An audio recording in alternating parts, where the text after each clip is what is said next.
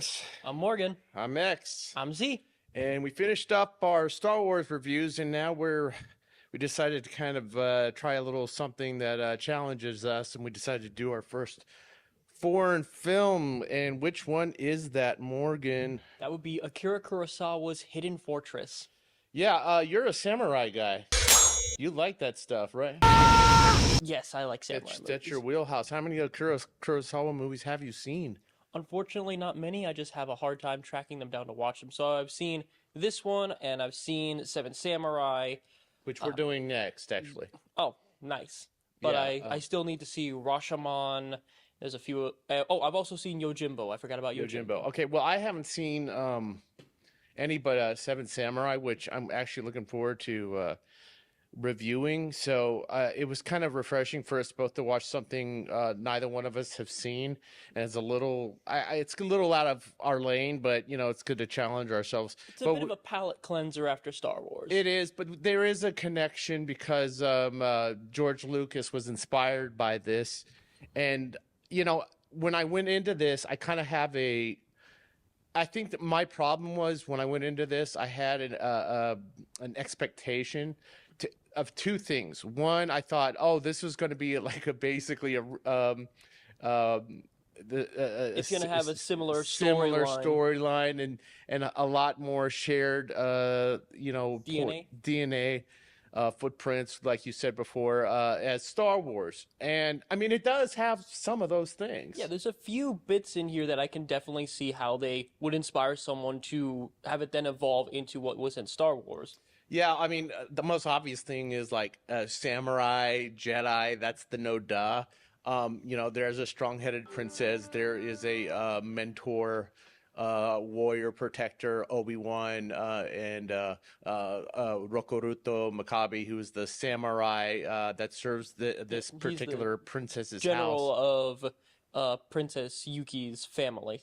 Yeah, and then obviously the lowly characters in comparison to R2-D2 and C-3PO, from which the story is told. But if we sat here and did a side-by-side contrast, we'd be doing a disservice to the actual movie that supposedly inspired Star Wars. Inspired Star Wars, or George Lucas, more the point. What I made a mistake, secondly, was thinking because it was a samurai movie, there was going to be, you know, all this badass swordplay and stuff. Yeah. And you were expecting to walk in and sort of be treated to like an action movie. Yeah, and you know, I mean, I gotta be honest with you guys.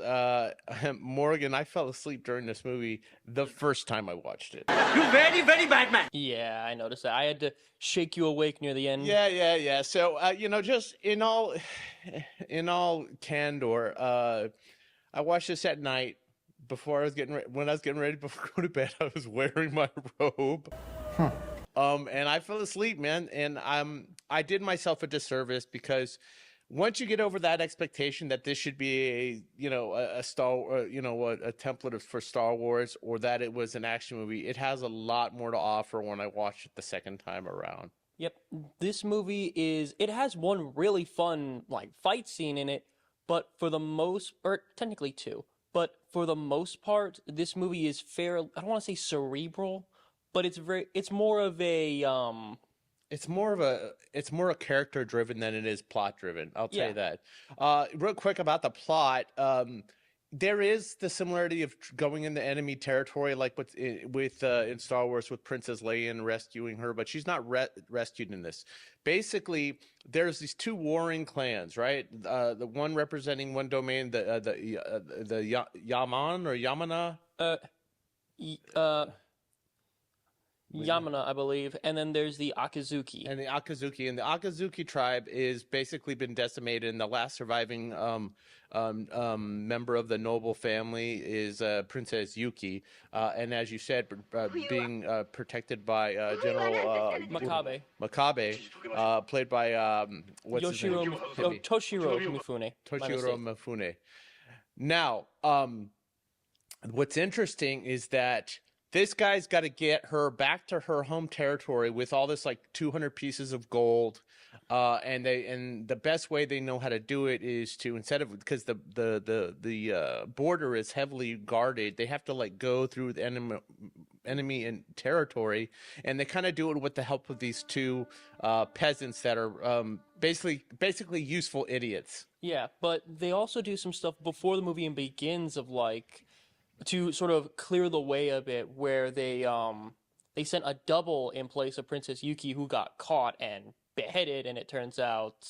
Well, not just that. It's not just that they sent a decoy. That decoy is the sister of Makabe. And okay, so from that starting point, this is where I realized when I was actually like paying attention and alert and engaged, because you kind of have to be with foreign films, because obviously there's some reading involved. You can't be a passive watcher.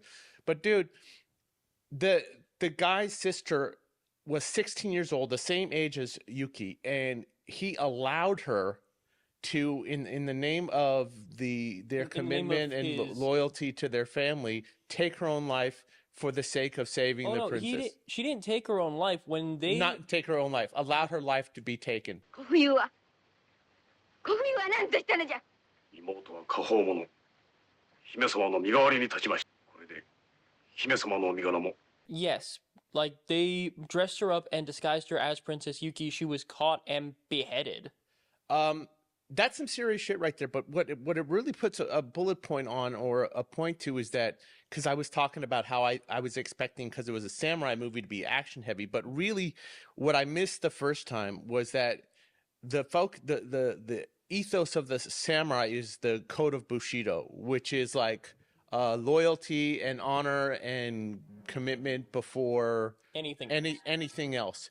And that's where the essence of this movie in Makabe is, as a samurai, really shines.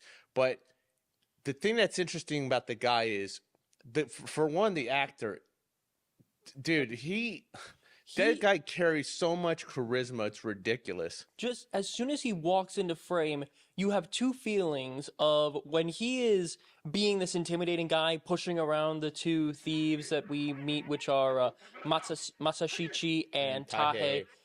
And when he's pushing them around, you're kind of scared, because this dude, he looks like he can mess up pretty much anybody. And when we do see him fight in two really cool fight scenes, he takes out two dudes on a horse, where he steals a sword, steals a horse, and takes down two dudes who are running away from him. And then he has this cool, like, spear duel, so he's very capable physically.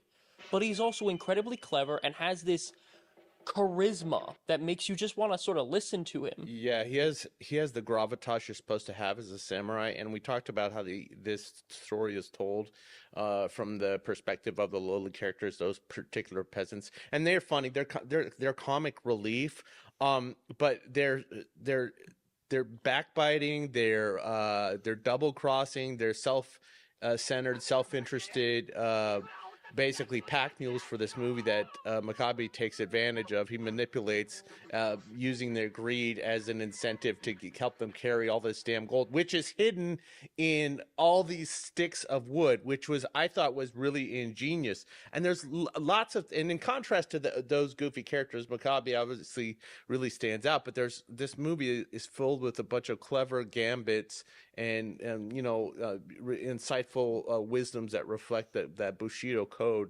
Yeah, that's another thing I really like about Makabe, is how clever he is. He seems to understand a psychology of people, and especially a psychology of soldiers. Like, my favorite gambit of his was he takes one of the things of gold out, he walks up to a guard as they're trying to get past this checkpoint, and says, "Hey," he opens it up and shows the gold, like, "I found this," and gestures to a way he came. And when the guard's like, "Oh, hey, you're coming with me," they show it off to the guy in charge of the checkpoint. And then Makabe starts demanding a reward, or give it back. He's like, "Give it back, or I want my reward."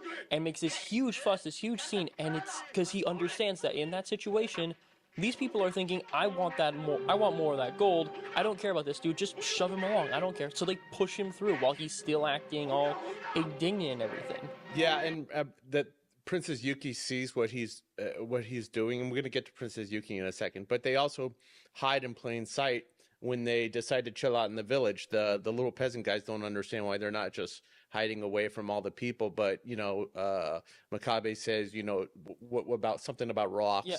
宮はここへ止まるぞ。野宿すべ。その方が。石を隠すなら石の中。人が隠れるなら人の中だ。One of the other things that was interesting was that Princess Yuki herself, she kind of embodies this same Bushido code. She's not a samurai per se, but she has a definitely a loyalty and love of her country and her people. And you get that from the go when she finds out that Makabe allowed his sister to be sacrificed. She's genuinely upset and brought to tears over it.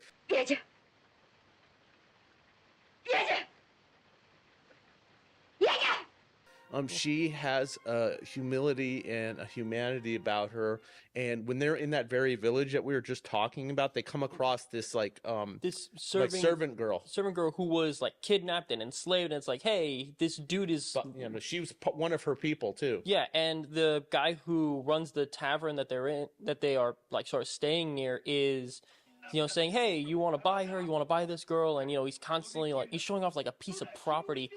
And Yuki demands of Makabe, you are going to buy that girl so we can get her the hell out of here.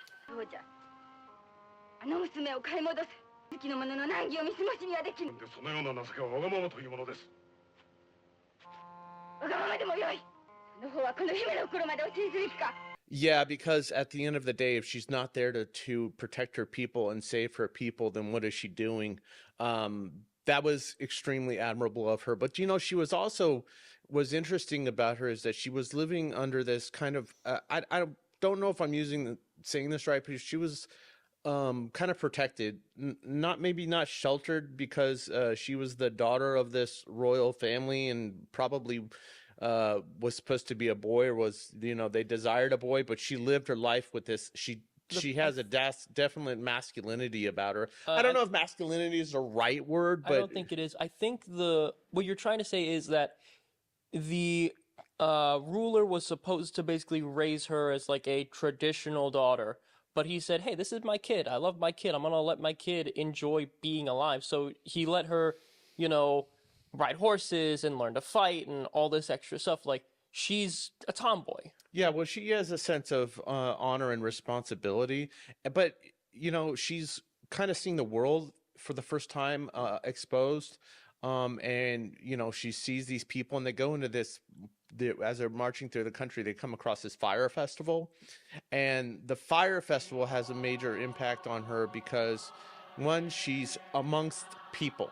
Yeah. She's celebrating as one of them, and that kind of gives her there's an interesting song they're singing, and it's because there's a translation from Japanese, and so whenever there's a translation, it's not an exact meaning, and it doesn't always convey what the sentiment of the original language is, but basically it's the kind of temporariness of man and the celebration of life, and that gives her a perspective that probably makes her a better ruler, but it really comes into play towards the end of the movie. So I want to go back to that spear duel you were talking about. You did mention it, right? Yes, I did. So after he chops down these two, Makabe chops down these two badasses on horse, he goes into the encampment of where all these the enemy are, and he calls out basically. He calls well, out the general calls him out to do a one-on-one combat with spears. Hayo Todoroki. Tadokoro. Okay. For one, I want to say that actually is a really cool fight and well choreographed. They're not using swords, but they are using spears. Yeah. Personally, I still have a very big bias towards sword fights. Sword fights are cooler than swords are cooler than spears. I'm sorry, that's just my opinion. To all the spear enthusiasts out there. Like, there's a ton of them knocking down the door. What about us? But it was very well choreographed, and I loved how even during this fight it showed an ingenuity and a cleverness to Makabe, where while he does win, it wasn't because he wasn't like completely outclassing the dude. It was a fairly even fight. He still wins the fight. And he wins it with an inferior weapon. Yeah. There's this section at the start of that duel, like right before it begins, where he's testing out all the spears and trying them out, and it's just this Tokodoro tells them they all suck. Yeah, and they are all the men around them because they're surrounded by Tadakoro's soldiers, and it is very telling just how terrifying this guy is to these random grunts that he's just able to grab His their spear. reputation precedes him too. Yeah, it's And really he also gives them the dignity of fighting him one-on-one. Now that the thing that's interesting about that is Tokodoro is maybe I'm saying that wrong. Tadakoro. Tadakoro. Sorry guys. Sorry Japan. He has enough honor to say I'm willing to put myself out there, challenge this guy in front of all my men, and it does not go well for him by the end of the movie, because in challenging Makabe and losing to him, it pisses off his leaders and he gets all effed up, right? Yeah, he gets like scarred across the face. の中で大友に罵られ、湯勢で戦う打たれたこの傷を、何ぞのことだ。 And when he shows up towards the end of the movie after they've been captured and they're going to be executed themselves, and he reveals, the scarring to him, he also realizes that he's probably been on the wrong side this whole time. And he didn't realize that until Princess Yuki gives this speech. 姫は潔く死にたい。姫は楽しかった。この数日の楽しさは城の中では味わえぬ。予想わぬ人のよう、人の美しさを、人の醜さをこの目でしかと見た。これで。I know I'm ready for death. Which, by the way, that's an extraordinary thing for anybody to say, let alone a 16-year-old girl who's supposed to be the ruler of a country and is trying to rebuild her nation. That humility that allows him to kind of gain perspective on himself, I thought was another reflection. And I didn't realize he was a samurai as well, but that was another reflection of understanding and reclaiming your honor. And that's what this whole movie is about, is honor and reclaiming honor and understanding what your priorities are. And sometimes the things that people without like honor or decency do, which is mostly what the two thief characters, Matsushita and Tahei, do, which I do kind of want to hit on the fact that from the outside looking in, it's very easy to say that if they had just followed Makabe's plan and just done what he said, they would have had a much easier time of it. But there is definitely a humor of all you idiots have to do is sit there and do nothing for like 2 more hours, and then you're scot-free to keep going. Why do you keep doing this? Well, you know what? If you've lived your whole life as a thief and a shitworm, I think they call each other. Shitworms. A shitworm, then you're going to be in a slave or captured. Then you're going to have one mentality. If you've lived your whole life as a warrior and you know nothing but to be a warrior and have the honor of a samurai, then you're going to turn out like Makabe. I was wrong. I was originally going to review this movie, I was gonna be dump on it. I'm not gonna lie, man. I was like, oh, it's boring. And listen, it is not. If you're a Kurosawa fan, you gotta watch it. If you appreciate foreign films and samurai films, go in it without any expectation and as a character-driven movie, and you're really gonna enjoy it. And as I watched it the second time and appreciated the nuances of these character developments and why the action was driving the characters or the characters driving the action, really, I had a greater appreciation for it. I'm kind of glad we did something different. Foreign films always, I was like kind of hand-wringing about how challenging it was going to be trying to prep for this, but I think I was overthinking it a little bit. Yeah, foreign films, in my opinion, are very much hit and miss because sometimes they'll have concepts in them that I just don't understand because it's so foreign to me. But at the same time, there's something really interesting about seeing the world from the perspective of someone from outside the country and in a completely different time period in history when it comes to movies like this. Well, it also gives you insight into a culture, which, the samurai culture, we can sit here and talk about the influence of samurai movies on Western movies, which we'll probably do more in Seven Samurai. Yeah. But I'm really glad we did our first foreign film. We're going to be doing more foreign films in the future. Ones I have very specifically that are actually action driven. But for this one, I'm glad we got to do an Akira Kurosawa movie, and I'm really looking forward to doing Seven Samurai because that movie I really love. Yes, I'm very, very excited to be doing that. That is one of my favorite movies, so I can't wait. Really? Yeah. Seven Samurai? Yes. Yeah, up there with Young Frankenstein? Yes. Well, guys, thank you for joining us for X versus Z. I'm looking forward to the next one, and until then, See you guys later. See you later. Bye.